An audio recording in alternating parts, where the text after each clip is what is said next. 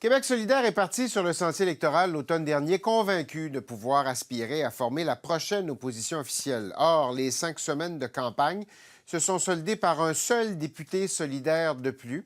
Un résultat décevant qui est au cœur des débats du week-end au Conseil général post-électoral de la formation politique à Montréal.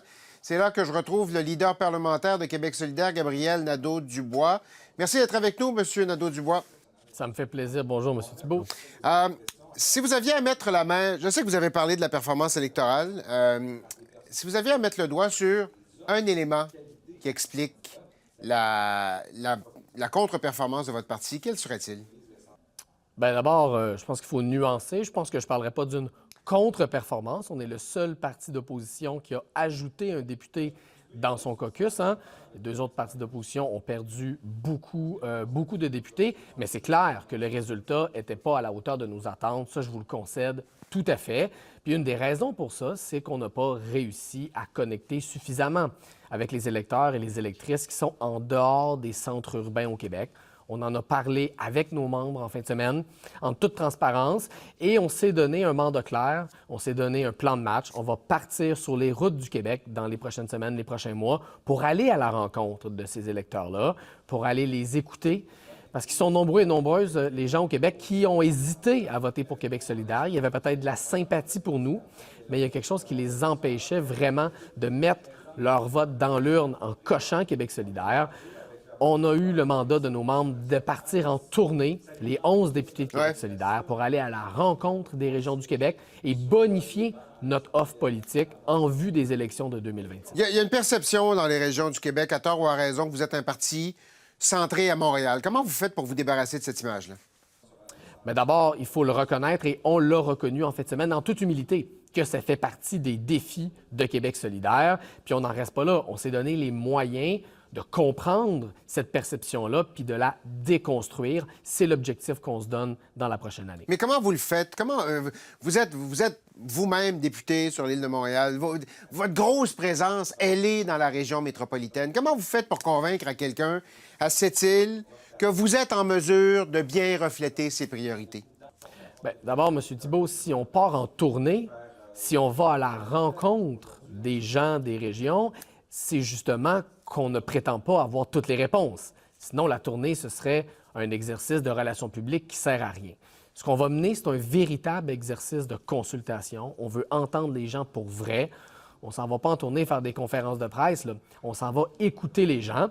Mais bien sûr, on a des pistes de réflexion. Moi, je pense, par exemple, qu'il faut que notre proposition de lutte au changement climatique, que notre plan de match en matière de climat reflète davantage la réalité des régions, notamment parce que c'est beaucoup les gens des milieux ruraux qui vivent de plein fouet les conséquences des changements climatiques, qu'on parle de l'érosion des berges, qu'on parle de l'impact des changements climatiques sur l'agriculture au Québec.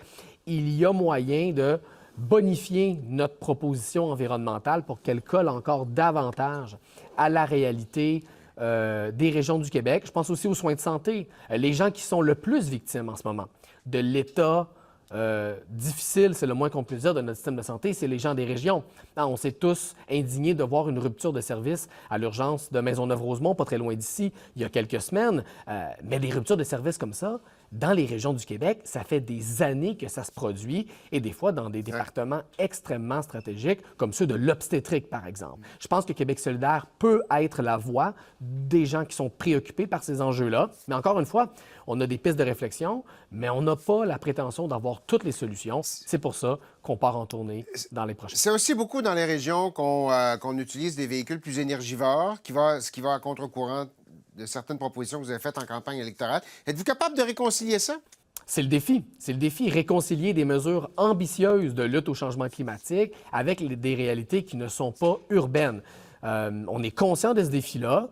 Je pense qu'on est d'ailleurs le seul parti politique à faire un exercice aussi transparent, aussi ouvert et aussi en profondeur de bilan de nos résultats électoraux. Nos collègues des autres formations politiques, je pense, n'ont pas fait ce travail aussi de fond que celui qu'on fait en fin de semaine, en ouvrant d'ailleurs notre instance aux journalistes. Donc, je pense qu'on fait la preuve de l'humilité qu'on a à Québec solidaire, mais aussi de la détermination, parce qu'il ne s'agit pas seulement de parler de ce qui s'est mal passé la dernière fois, il s'agit de se relever les manches, de partir sur le terrain, et pour nous, ça commence par Saint-Henri-Sainte-Anne. D'ailleurs, cet après-midi, midi. C'est là qu'on va être avec Guillaume Clich-Rivard sur le terrain dans le sud-ouest de Montréal pour faire élire un 12e député de Québec solidaire. Il y a des gens, des observateurs qui ont dit que c'est compliqué de suivre votre message durant la campagne électorale. Il y avait des politiques qui étaient...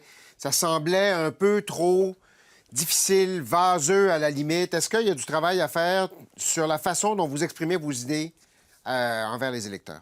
Sans aucun doute, je l'ai reconnu à de multiples reprises depuis le 3 octobre dernier.